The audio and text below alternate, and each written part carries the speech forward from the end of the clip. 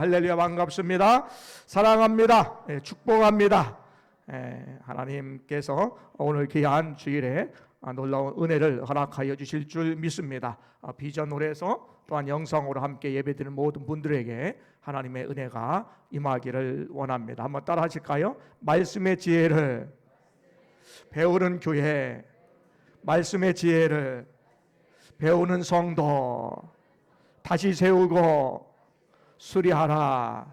다시 세우고 수리하라. 다시 세우고 수리하는 그러한 우리의 신앙이 되시기를 바랍니다. 우리는 계속해서 에스라와 느헤미야에 있는 말씀을 통하여서 무너진 성전과 무너진 성벽을 보수하고 재건하는 것을 통하여 우리의 신앙도 다시 한번 재건하는 역사를 경험하자라는 말씀을 함께 나누고 있습니다. 우리는 지난 주일까지 에스라 7장에 있는 말씀을 살펴보았습니다. 에스라 1장에 있는 말씀은 하나님께서 바사왕 고레스를 통하여서 예루살렘에 올라가 하나님의 성전, 무너진 성전을 재건할 사람들은 다 올라가도록 허락을 받게 됩니다. 그래서 에스라 2장에는 허락을 받고 예루살렘으로 올라온 사람들의 명단을 볼 수가 있습니다. 에스라 3장에 있는 말씀은 이들이 올라와서 성전터에 제단을 세우고 밤낮으로 번제를 드리고 이제 공사를 시작하는 대목까지 나오고 있습니다. 에스라 4장에 있는 말씀은 공사를 시작했는데 유다 땅에 있었던 유다와 베냐민의 대적들이 찾아와서 공사를 방해하게 됩니다. 그래서 공사가 16년 동안 중단되게 되는 것이죠. 에스라 5장에 있는 말씀은 이러면 안 되겠다라고 해서 학개와 또한 스가랴 선지자를 통하여 백성들을 다시 격려함으로 공사가 시작됩니다.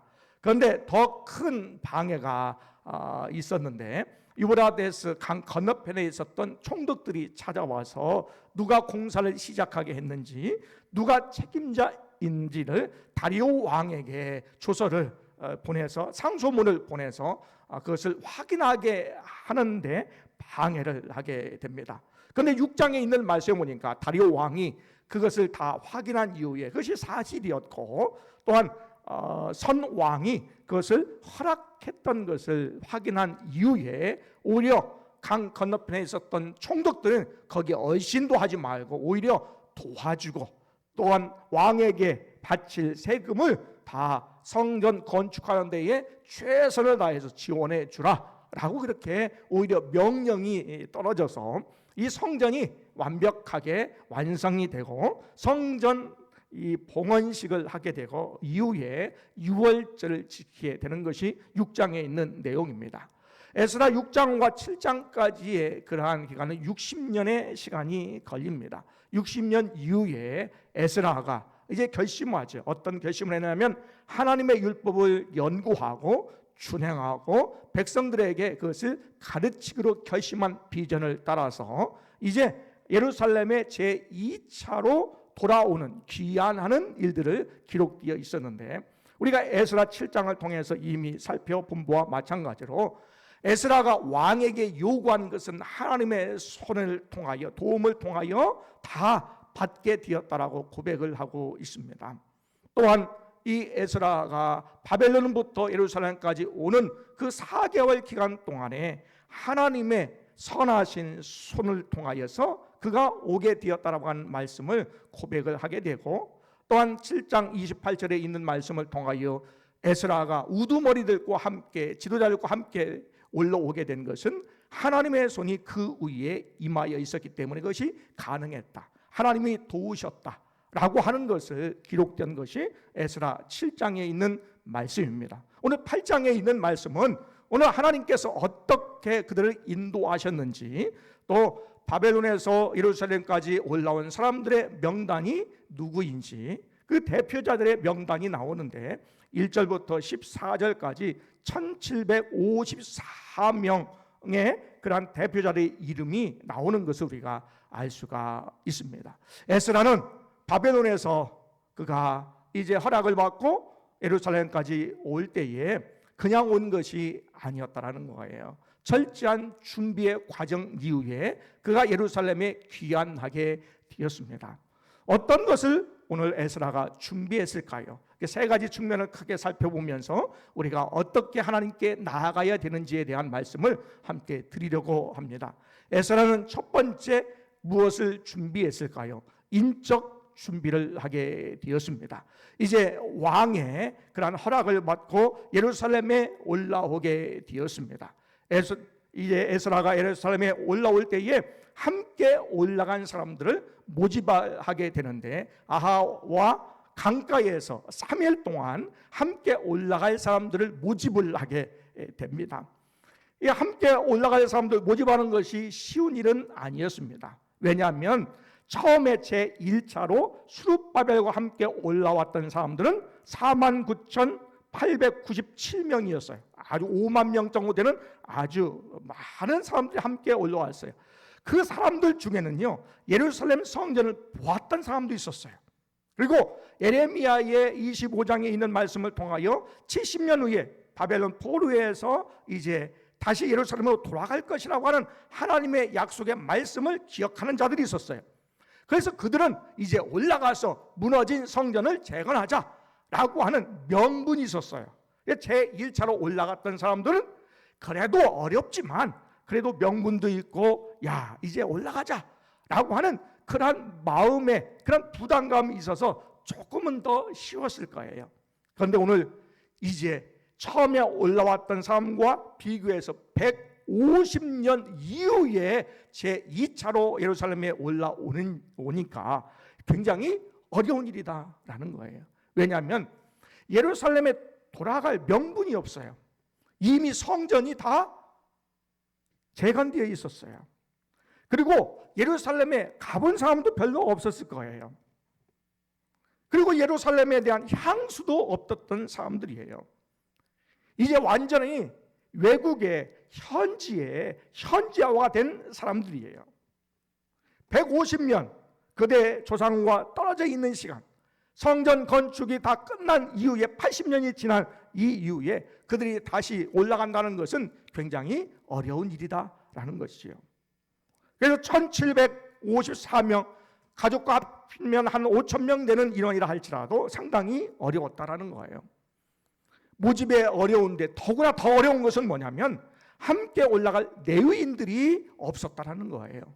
레위인들은 예루살렘 성전에서 하나님을 섬길 때에, 제사할 때에 꼭 필요한 인원이었어요.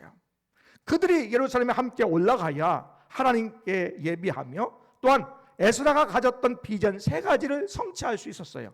왜냐하면 하나님의 말씀을 연구하고 준행하고 가르치는 일이 다른 사람이 하는 게 아니라 레위인들을 통해서 그 일이 가능했기 때문입니다. 본문에 있는 말씀에도 표시는 안 나지만 1절과 2절에 있는 말씀에 제사장의 이름이 먼저 나와요. 왜냐하면 에스라에게 있어서는 오늘 말씀을 연구하고 준행하고 가르치는 것이 굉장히 중요했어요. 그런데 레위인들을 찾아보니까 없었다라는 거예요. 그래서 9명의 족장과 2명의 명철한 사람을 아시파라고 하는 그런 지역에 보내가지고 오늘 명철한 사람 레위인들 마길의 자손을 데려오게 합니다.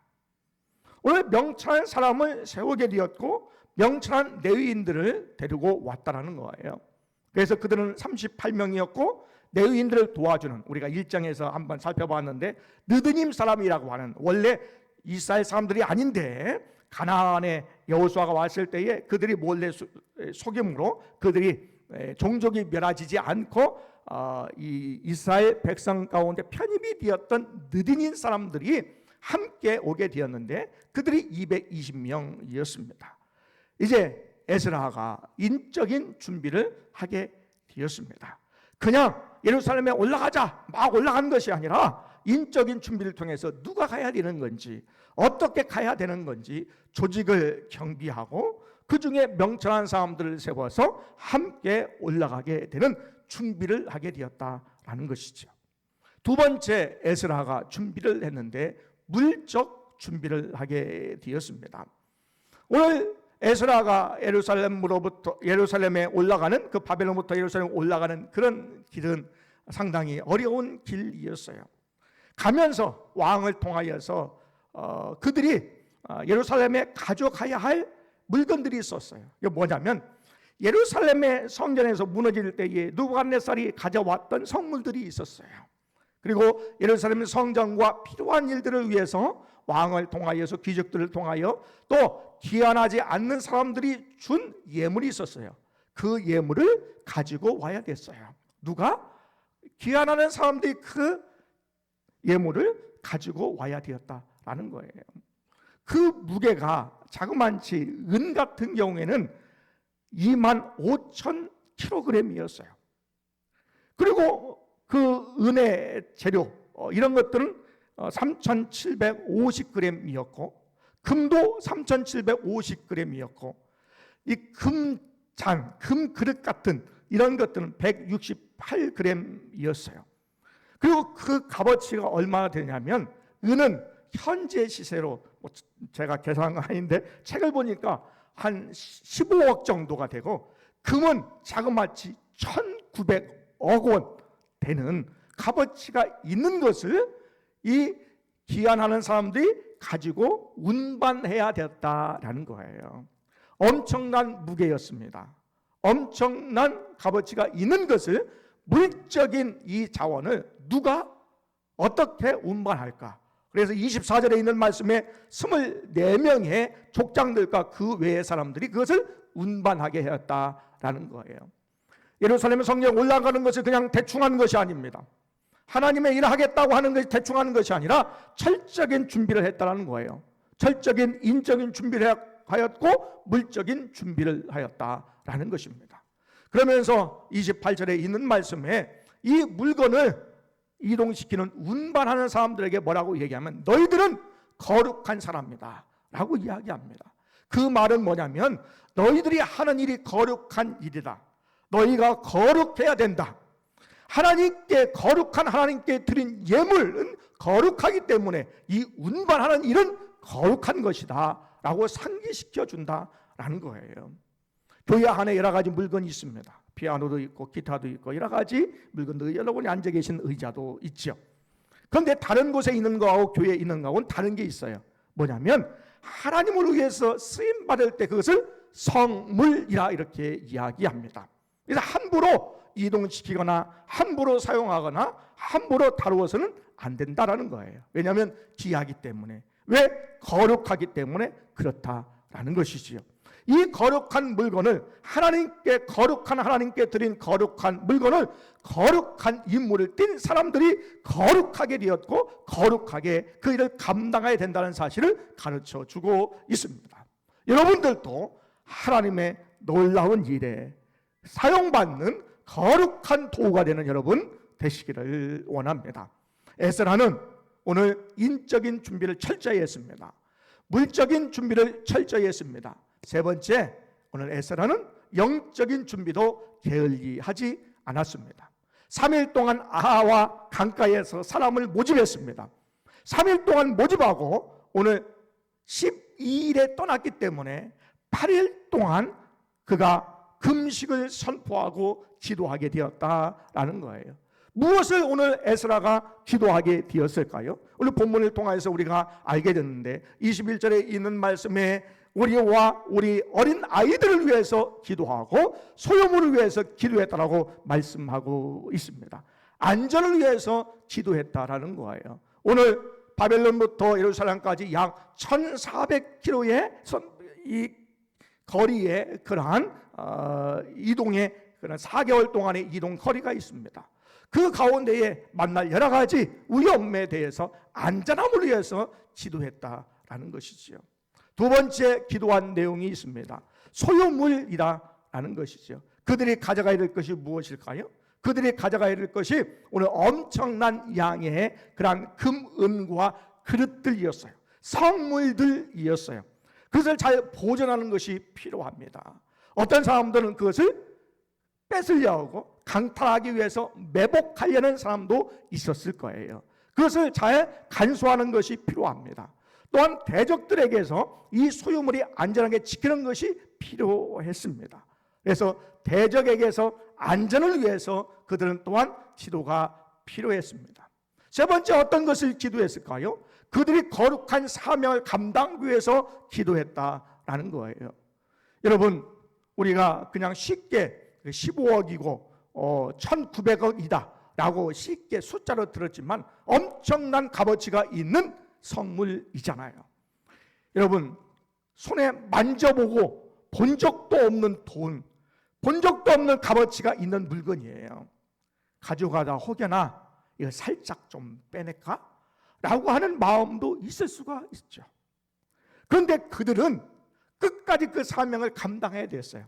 본문에 있는 말씀을 다 읽지는 않았지만 우리가 그들이 어느 때까지 그 임무를 감당해야 되냐면, 그들이 이제 바벨론에서 각 족장에 따라서 사람에 따라서 분배를 받습니다. 그 분배받은 것을 운반을 해가지고 예루살렘에 와서 예루살렘 성전에 도착을 해서 예루살렘 골방에 가서 제사장과 또한 레위인들 앞에서 내가 가져온 이 무게가 정확한지를 재보는 거예요.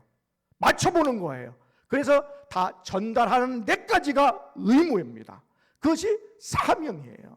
그래서 그 사명을 감당하기 위해서 기도했을 것이다 라는 것이죠. 22절과 23절에 있는 말씀에 또한 에스라가 왕 앞에 늘 선포한 것이 있어요.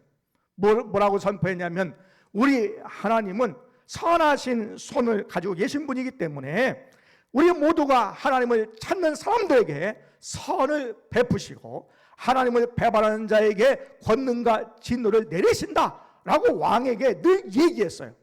선언했습니다. 그렇게 간증하며 살았어요.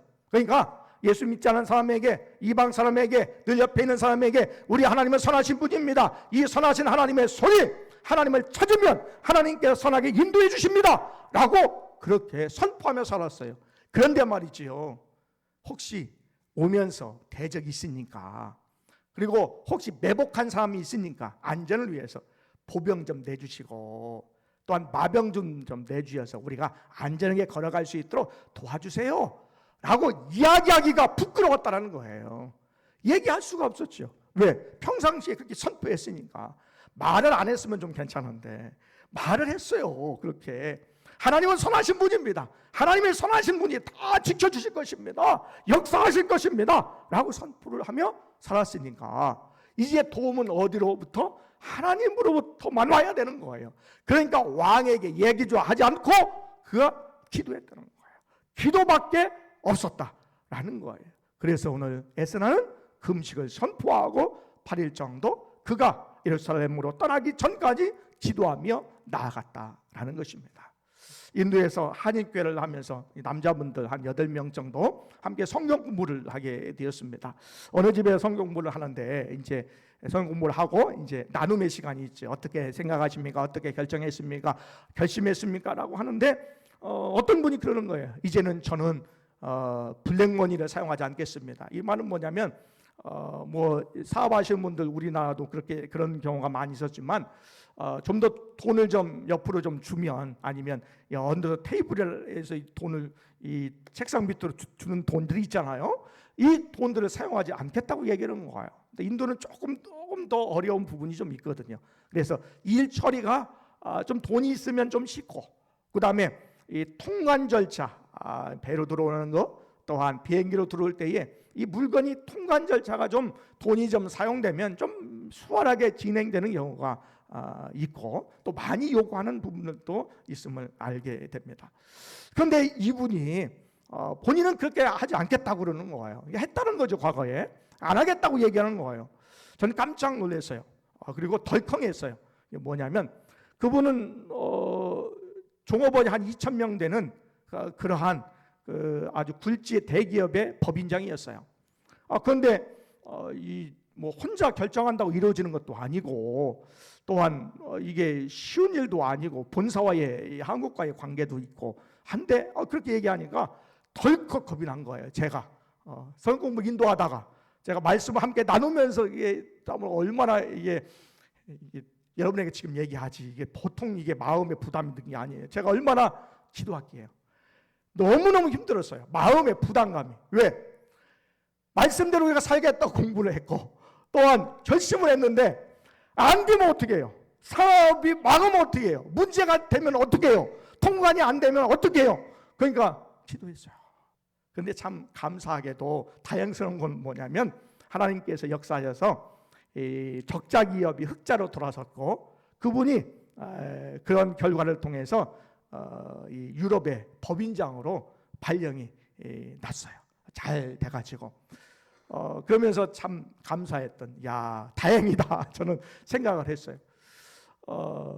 가끔씩 저에게 결심하시는 그런 분들이 있어요. 저는 이렇게 살겠습니다. 그리고 단기 선교 갈 때에 꼭 한두 분 그런 비슷한 경우가 있는 분들이 있어요. 뭐냐면, 제가 직장 다니는데 직장을 관두고 단기 선교를 가겠습니다. 이런 분들이 있어요. 그러면 제가요 겁이 나요. 네. 그 다음에 직장이 더 좋은 직장이 나타나잖아요. 하나님께서 책임져 주셔야 되잖아요. 하나님께서 선하게 인도해 주셔야 되잖아요. 말씀을 믿고 나아가는데, 결심하는데, 결정하며 나가는데 그 마음이 드는 거예요. 더 기도하게 되는 거죠. 여러분, 우리가 말한 대로 살아야 돼요. 우리가 말한 대로 살지 않으면요 부끄러운 거예요. 여러분, 우리가 예수를 믿습니다. 예수 믿으면서 우리가 자녀들에게, 이웃에게, 또 믿지 않은 사람에게, 믿는 사람에게 이야기했던 것들이 있어요. 그렇게 살지 않은 것은 우리가 부끄러운 거예요. 말은 그렇게 합니다. 내가 믿음으로 산다, 내가 말씀으로 산다 라고 얘기는 합니다. 그런데 살진 않아요. 그 부끄러운 일이다라는 거예요. 그래서 오늘 에스라가 왕에게 그렇게 선포하고 이야기했지요. 그러면서 그는 기도밖에 할 수 있는 것이 없었다라는 것입니다. 여러분, 우리가 기도로 나아가야 되는 줄 믿습니다. 아주 명철한 사람들을 재원으로 쓰기도 합니다. 또한 물적인 것도 필요합니다. 계획도 철저해야 됩니다. 그런데 기도해야 됩니다. 그런데 두 경우에 상반된 그러한 경우가 있어요. 하나는 뭐냐면, 에스라는요 기도로 나아갔어요. 물론 철저하게 준비했어요. 그런데 왕에게 요구하지 않았어요. 그러면서 기도하며 나갔어요. 그런데 나중에 우리가 느헤미야를 살펴볼 건데 2장에 있는 말씀에는 왕에게 요구해요. 그래서 조서를 요구하고, 또한 그들이 예루살렘에 올라올 때에 보호해줄 군사를 요청합니다. 여러분, 누가 믿음이 있을까요? 1번 에스라, 2번 느헤미야, 3번 모르겠다, 4번 하나님만 아십니다. 잘 모르겠죠? 둘 다 믿음은 있어요. 뭐냐면, 표시는 나진 않지만 느헤미야도요 애통하며 금식하며 기도했어요. 그러니까 우리가 가지고 있는 좋은 기회를 활용해서 이것이 하나님의 영광을 위해서 좋게 되는 일들로 사용할 수 있어요. 그리고 아주 고지고대로 그냥 기도만을 통하여서 내가 하나님의 말씀대로 살아가야 되겠다라고 기도하는 사람도 있어요. 중요한 것은 요청했느냐 요청하지 않았느냐가 중요한 것이 아니라, 무슨 일이 있을 때 기도해 갔느냐, 기도하며 나아가느냐, 기도했느냐가 중요하다라는 거예요. 그래서 오늘 에스라도 철저하게 준비했습니다. 인적인 준비, 물적인 준비도 했어요. 그러나 더 중요했던 것은 그가 기도로 나아갔다라는 거예요. 오늘 21절에 있는 말씀도 그때에, 24절에 있는 말씀도 그때에 그냥 기도만 하는 것이 아니라 그가 철저하게 준비했다는 거지요. 여러분, 우리가 신앙생활하면서 다양한 사람들이 있습니다. 또 다양하게 우리가 신앙생활 합니다. 어떤 사람은 그냥 뭐 아무것도 안 하는 것 같이 기도만 하는 사람이 있고, 어떤 사람은 기도도 하지 않는 거 하고 그냥 사람들에게 부탁만 하는 사람이 있는 것 같아요. 그러나 다 그것이 필요하지만 중요한 것은 하나님께 기도하며 나아가고 우리가 해야 할 것을 철저하게 준비해 나가는 것이 필요하다라는 것이지요. 그래서 오늘 우리가 신앙생활 하면서 우리가 준비해야 될 걸 철저하게 준비하고 하나님이 하셔야 될 부분들에 대해서 철저하게 기도하며 나가는 여러분 되시기를 원합니다. 그리할 때 31절에 있는 말씀에 오늘 선포합니다. 에스라가 하나님의 손으로 말미암아 대적과 매복했던 사람의 손에서 하나님께서 건지셨다라고 고백을 하고 있습니다. 두 가지의 의미가 있습니다. 첫 번째 의미는 매복했던 했던 또한 대적들이 있었는데 하나님이 막으셨다라고 하는 의미도 되고, 두 번째 의미는 그들이 없었다라고 하는, 그들이 이미 아예 없었다라고 하는, 그들이 아예 그 가운데 있지 못하게 하나님 하셨다라고 하는 의미도 될 수 있다라는 거예요. 여튼 하나님께서 기도할 때의 도우심을 통하여 그 일을 하나님께서 이루게 하셨다라는 것입니다. 에레미야 33장 2절과 3절에 있는 말씀에 이를 행하시는 여호와, 또 그것을 만들어 성취하신 여호와, 그 이름 믿는 여호와 하나님께서 말씀하십니다. 너는 내게 부르짖으라, 내가 내게 응답하겠고 내가 크고 은밀한 일을 내게 보이리라 말씀해 주시고 계십니다. 여러분, 지금까지 하나님의 일하면서 또 앞으로 지금까지 지내오면서 앞으로 지나면서 우리가 기도하는 일에 좀 소홀히 했다면 여러분, 기도로 나아가는 여러분 되시기를 원합니다. 우리가 아무리 잘해도요, 기도 없이는, 하나님의 도움 없이는 불가능합니다. 잘하는 것 같아도 잘하는 일이 아닙니다. 우리가 개인적으로 해야 될 부분들, 준비해야 될 부분 철저하게 여러분 준비해야 됩니다. 대충 하면 안 됩니다. 철저하게 준비해야 됩니다. 그러나 더 중요한 것이 있는데 하나님의 도우심이 있어야 되는 거예요. 하나님의 도우심을 구하는 것이 우리에게 필요하다라는 것입니다. 오늘 우리가 또한 일주일 살아갈 때에 또한 다음 주부터 우리가 월요일부터 토요일까지 고난주간 특별 새벽 기도로 우리가 함께 모일 텐데, 여러분 그동안 우리가 기도하지 못했던 부분들이 있다면 다시금 우리가 결정하고 결심하고 기도로 나아가는 여러분 되시기를 원합니다. 기도할 때에 간구하였더니 하나님께서 응답하셨더라. 하나님께서 응답하셨습니다. 여러분, 하나님의 응답 보기를 원하십니까? 여러분 정말 하나님의 살아계심을 믿습니까? 하나님의 살아계심을 믿으면 여러분 기도하셔야 됩니다. 기도하지 않는 사람은 하나님의 살아계심을 믿지 않는 사람입니다. 여러분 기도하시기를 바랍니다. 기도할 때 하나님께서 분명히 응답하십니다. 그 응답을 여러분 경험하시길 바랍니다. 체험하시기를 원합니다. 그리고 간증하시기를 원합니다. 그리고 선포하며 나가는 여러분 되시기를 원합니다. 간구하였더니 하나님께서 응답하셨습니다. 할렐루야.